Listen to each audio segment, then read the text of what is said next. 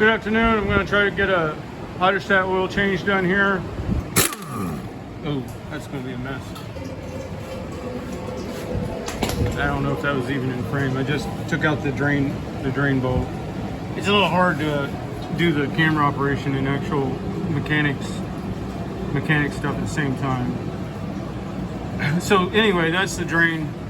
This oil, you see how it doesn't really look bad, but what it is that after it breaks down, it shears. So on a molecular level, it doesn't have the same characteristics anymore. It won't turn black, or it shouldn't, because you don't have the carbon introduction into this lubricant like you would in a combustion engine. There's no combustion ever going on. So you can get metal in it, which would be an indicator of a bad problem. So you'll want to watch for that. But overall, you should never really see your hydro oil getting dark, real dark. But when it shears, and I don't think I let somebody borrow that other pump. I had a pump over here. There's a carrier that has some pistons in it. It looks just like the revolver on a handgun, a revolver handgun. And those little things that look like the ends of the bullets on a revolver, those they ride around on a swash plate. So that's where the shear matters, because if it loses its properties, then it starts to grind on that metal because it rides all the time on that swash plate. So when you're pushing the levers forward, you're tipping the swash plate, and then that makes the pistons that are coming around the back compress more, and their valving goes towards the pipe to the wheel motor that would make it go in a forward motion. When you pull the levers back, it tips the swash plate back inside there, and then it's compressing the front cylinder, the pistons, and when they come around and get compressed, they're squirting oil into the pipe that would transfer the force in the wheel motor to make a reverse motion. So, I mean, that's the simplest way I know to explain it. So that's all drained out. Now I'll put my plug back in, and you know, checking magnetic. I don't know if it's magnetic, but there's not significant non-dirt or anything. It's been a long day, so if I'm not enunciating every word and syllable just right, you know, it's been a rough week. We had that storm, a lot of rain, so the scheduling was crazy, but it all got done. So then I'll just tap this back up a little bit.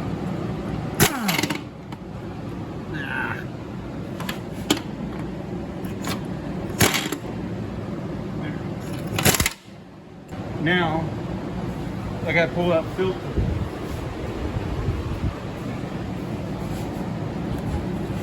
Again, one-handed.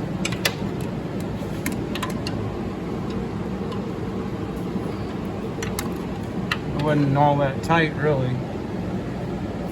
See, I probably should have dropped my deck belt, but hey.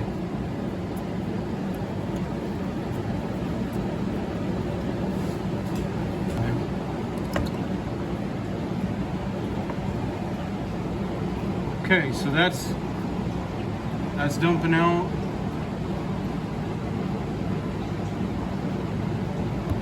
I'm gonna grab a new filter.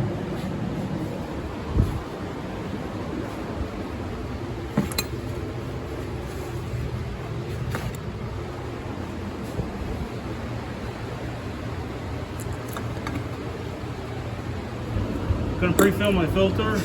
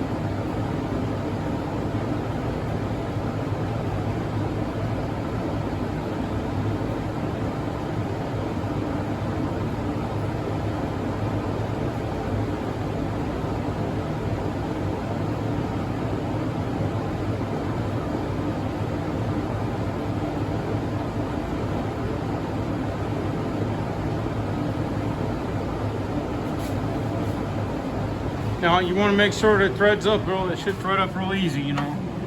And then give it just a little turn to tighten. And then you can keep an eye on it. If it starts leaking, put a little more turn on it. Basically, you got a rubber seal there, and it shouldn't take a whole lot. Okay, and then I'm going to wipe off them belts just a little bit because I'd rather not even got oil on them, but hey, they're supposed to be rated for, you know, they're supposed to be able to withstand that. So then I just I'm gonna roll my, this is actually a new thing I just got, this oil thing. Worked pretty good for that. All right, let me set you down. I'm gonna get this mower down.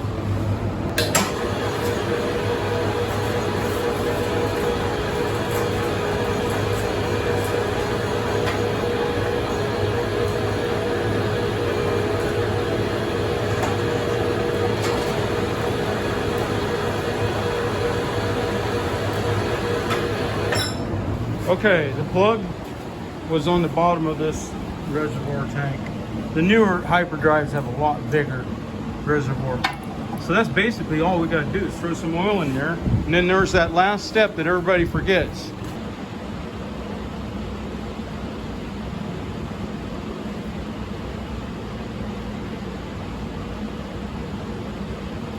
Nice. All over the place.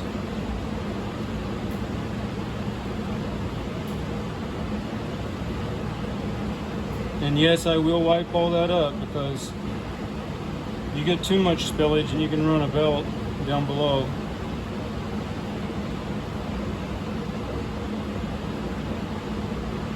I usually just fill it up to the top of the strainer. It doesn't really matter. You gotta leave a little room for expansion, but it's a vent cap, so if it expands too much, it'll come out.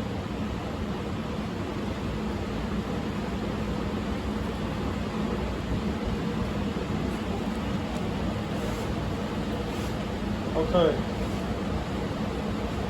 so the oil's in. Now what you got to do is you got to find a 5/8 wrench. And you got to crack open your bleeders.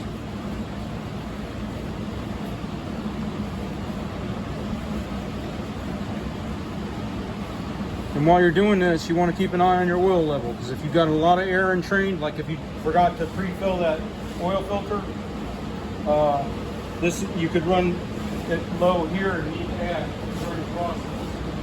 Let me find my 5/8 wrench. Okay, I found my 5/8 wrench, and I've got it on the bleeder, the hydro release, which is it's got a hole through the center of it, and it's fatter. You just got to break it loose and maybe one turn to open that up, and then got to do it on this side. And you notice how that release was up the front on that side, and on this side it's at the back. There is a nut up here, but it's thinner. That's not the right one. You want one that sticks out a little bit more and it has a hole through it. And you ain't gotta go crazy putting a whole bunch of turns on there to open it up. Just open the valve, okay? Then you gotta start the machine. And it's gonna be tricky because my starter switch went out. I think this is the machine the starter switch is out. Yeah, I gotta start it with an Allen key. All right, and then after we start the machine, because you may not hear me, you gotta run your levers, pull forward and pull backwards 6 times.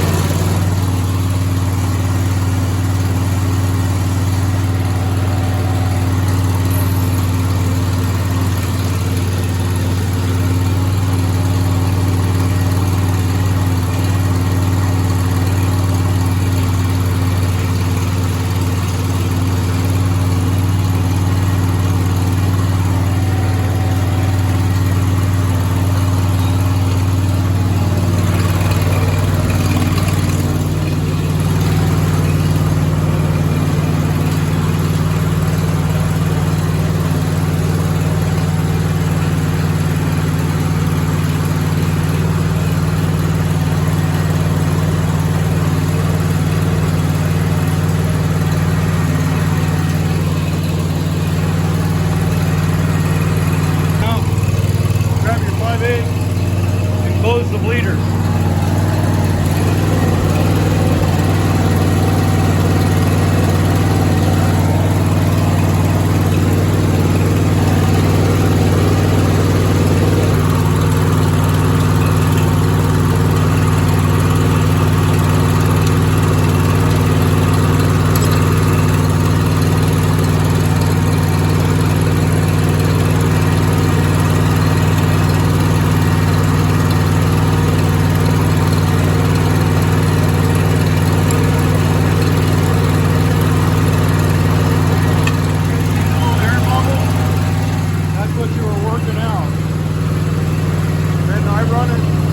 Backwards and forwards about 6 times, even with the bleeders closed.